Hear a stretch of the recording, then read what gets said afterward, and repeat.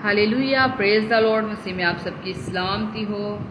तो मुझसे किसी ने सवाल किया था बुत परस्ती के बारे में। सवाल ये था कि हिंदू लोग जो होते हैं वो ईमान के साथ बुतों से मांगते हैं, उनके आगे झुकते हैं तो उनकी मुरादें पूरी होती हैं।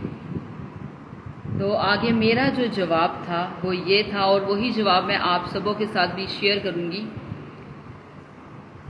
कि हारून ने जब कौम बनी इसराइल के इसरार करने पे, बहुत ज़्यादा तंग करने की वजह से उनके लिए एक बछड़ा बनाया था, तो खुदा ने हारून को ख़त्म करने का इरादा कर लिया था।